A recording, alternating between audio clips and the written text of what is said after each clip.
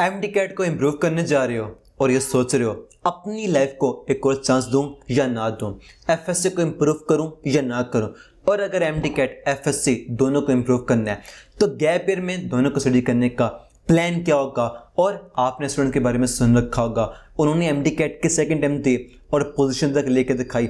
जबकि स्टूडेंट के बारे में सुन रखा होगा थर्ड अटेम्प्ट थी, फोर्थ अटेम्प्ट थी, लेकिन फिर भी एग्रीगेट नहीं बना। तो सवाल ये आता है आखिर ऐसी कौन सी मिस्टेक है जिसके से इम्प्रूव ईयर के बावजूद भी स्टूडेंट का एडमिशन नहीं होता।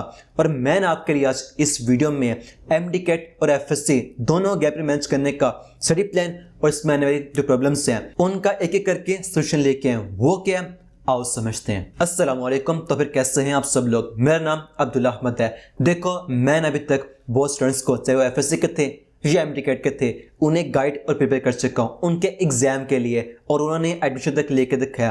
तो आज हम देखते हैं इस वीडियो में सबसे पहले एमडी कैट को इम्प्रूव करना फायदे में है भी है कि नहीं है। देखो, ये डिपेंड करता है आपके पैशन पे। मैं स्टूडेंट्स को भी जानता हूँ, उन्होंने किसी उसी फील्ड में एडमिशन ले लिया था, थर्ड ईयर था, फोर्थ ईयर यूनिवर्सिटी का, लेकिन फिर भी पैशन तो एमबीबीएस करना ही था, मन नहीं लगा।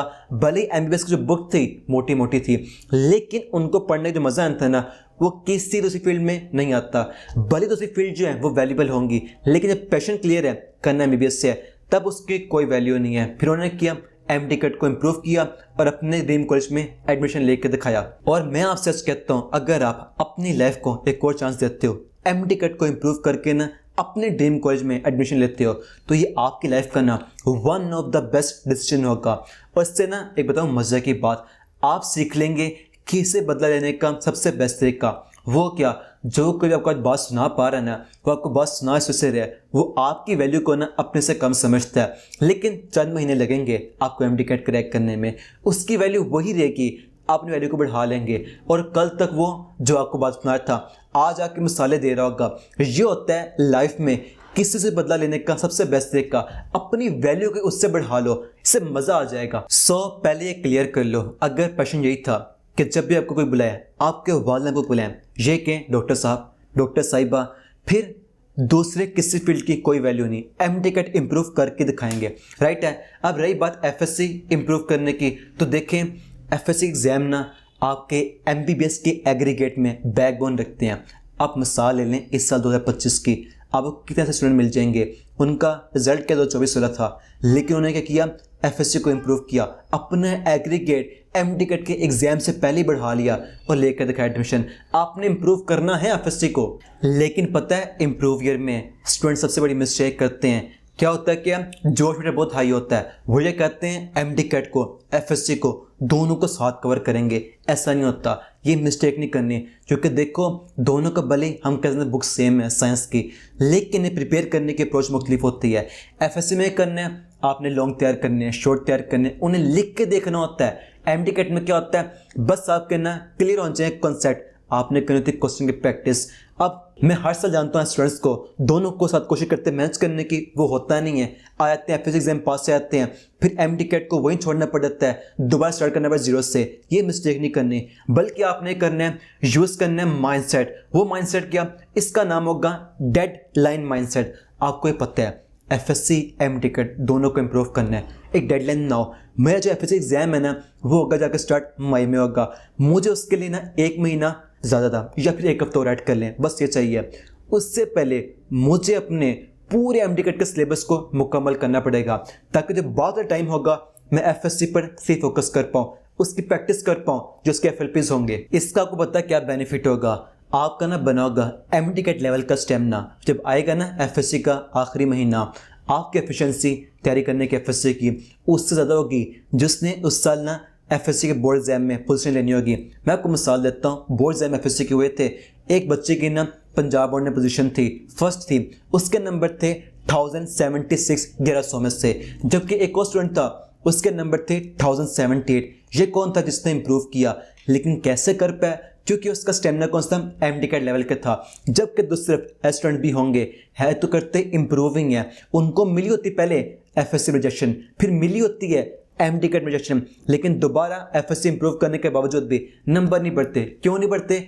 इस सिंपल मिस्टेक की वजह से آپ نے اس مسٹیک سے بچنا ہے. اپنا یہ مائنڈ سیٹ بنانا ہے کہ پہلے مجھے نا اپنے پورے MD کا سلیبس ہے جو مجھ سے مسٹیک ہو گئی تھی ان پر کام کر کے اپنا اسٹیمنا بنانا ہے. پھر اب آپ اس اسٹیمنا سے اس مومنٹم سے تیاری کریں گے نا FSC بورڈ ایگزام کی نیکسٹ لیول ہوگی اور آپ کا جو امپرومنٹ ہوں گی نا وہ پھر بیسٹ لیول ہو جائے گی. رائٹ ہے. اب کرنی کیسے ہے FSC کی امپروو ہے مطلب کرنا کس سبجیکٹ کو ہے. تو دیکھیں جس بک میں نا آپ کے نمبر 10-20 کم ہے نا وہ امپروو ہو سکتے ہیں اسے مسٹ کریں. جس میں ہو سکتے ہیں 5-10 یہ آپ کی اپنی چوائس ہے. میں اپنی مثال دوں نا میں نے پیپر وہ بھی تھے امپروو کیے جس میں میرے 5 نمبر بھی کم تھے. پھر جب میں نا جس کا پیپر بنا کر کروانے کے نا سائن اپنے ٹیچر سے انہوں نے اور میرے دوستوں نے مجھے کہا یہ تو بیوقوفی ہے 5 نمبر کم میں اس کے لیے دوبارہ پورے پیپر دو گے. پھر جب امپروو کا رزلٹ آیا نا جس میں 5 نمبر کم تھے وہاں فل نمبر لے کے دکھایا. پتہ میرا کیس مختلف تھا. یہاں پہ آپ کے پاس کیا ہے 4-5 مہینے ہیں. جب میں نے امپرومنٹ دی تھے نا میرے پاس 20 دن تھے وہ سیکنڈ تھے اور وہاں کر کے دکھایا. اگر میں تب کر سکتا ہوں آپ کیوں نہیں کر سکتے. ایزیلی امپروو ہو جاتے ہیں لیکن تب ہوتے ہیں اگر آپ نے بنایا ہو اپنا اسٹیمنا MD کیٹ کا اپنے آپ کو اپنے وہ بنایا ہو مائنڈ سیٹ. رائٹ ہے نا. اور دیکھو سمپل سی بات ہے کرنا آپ نے کیا ہے. آپ کا ایگزام جو ہوگا نا FSC کا پیپر وہی ہونا ہے جو آپ نے اس سے پہلے بیٹھ کے لکھ لیا ہوا ہے. اسی پیٹرن پہ آئے گا. آپ کو پیٹرن پتہ ہے بس اب آپ نے کرنا ہے کم سے کم نا جس آپ کو آپ نے امپروو کرنا ہے اس کے 5 سے 7 جو ہوتے ہیں نا بورڈ کے پیپر ہوتے ہیں ویسے اٹیمپٹ کرنے ہیں FLP. اگر کسی ایک FLP میں آپ کے نمبر آ گئے نا 90% سے ابو آ گئے دین اس کا مطلب ہے آپ کے پاس پروف موجود ہے آپ کی امپروومنٹ نا بہت اچھی ہونے والی ہے. یہ آپ نے پوائنٹ کو مس نہیں کرنا پریکٹس کرنے کا. رائٹ ہے. اگر ہم بات کریں MD کیٹ کی تو دیکھو میں نے آ کر نا MD کیٹ کا تیار کیا ہے ایک 3 منتھ کا اسکیجول. آپ اسے فالو کر کے نا اپنی پریپریشن اور پریکٹس ہر اینگل سے کور کر سکتے ہیں. یہ آپ کو ڈسکرپشن میں مل جائے گا. رائٹ ہے نا. آپ اس اسکیجول فالو کر کے اپنا جو MD کا سلیبس ہے نا اسے کور کر لیں گے. اور ایک سمپل رول ہے اس سے آپ یاد رکھنا اگر صرف اور صرف یہی کریں گے نا کہ تیار کر لیں سلیبس کو اور پریکٹس نہیں کریں گے جو کرنی چاہیے دین جو آپ کا MD کیٹ کا سکور ہے اس کی تیاری ہوگی صرف 30-40% کیونکہ باقی سارے رول سمپل سا رول ہے کس کا پریکٹس کرنے کا اس سے سیکھنے کا 60-70% رول ہے.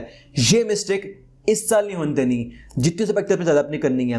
اب دیکھیں نا آپ سلیبس کور کریں گے پریکٹس پہ کریں گے پھر FSC ایگزام ہوں گے اس کے بعد ٹائم جو ہوگا نا آپ کا MD کیٹ کا وہ مین ٹائم ہوگی اس چیز کا میکس سے پریکٹس کرنا اس سے سیکھنے کا. تو اب آپ کے لیے نا سمپل ایڈوائس ہے چاہے آپ کسی یونیورسٹی میں ہیں یا آپ نے ویسے MD کیٹ کو امپروو کرنا ہے سمپل سی بات ہے اسٹارٹ کر دو. بس بھلے سمپل کرو اسٹارٹ کر دو. جو ہوتا ہے نا ڈپریشن ہونا انزائٹی ہونا کنفیوژن ہونا وہ ہوتی ہے اس وجہ سے کام نہ کرنے سے.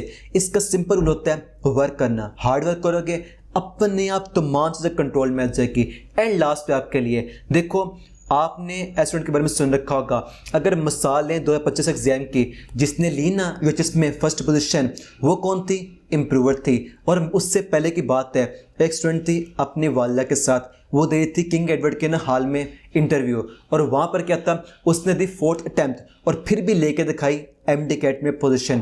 دین فرق اس سے نہیں پڑتا ڈاکٹر ہی ہوتا ہے. جب چمک اتنے ستارے کوئی نہیں پوچھتا کون پہلے ہے کون بعد میں ہے وہ ڈاکٹر ہی ہے. اگر وہ امپروو کر کے MD کیٹ میں لے سکتے ہیں پوزیشن آپ بھی لے سکتے ہو. اور دیکھو آپ کو اس کے لیے سمپل سی بات ہے پہلے بنانا پڑے گا اپنا مائنڈ سیٹ. میں MD کیٹ کو کریک کر کے دکھاؤں گا اس امپروو ایئر میں MD کیٹ کو کریک کر کے دکھاؤں گا. آپ کے لیے جو بھی چیزیں ہوں گی اس کے لیے پلان جو اسٹریٹجیز ہوں چینل پر پہلے بھی اپلوڈڈ ہیں اور نیکسٹ بھی آتی رہیں گی. ملتے ہیں نیکسٹ ویڈیو میں تب تک کے لیے فی امان اللہ.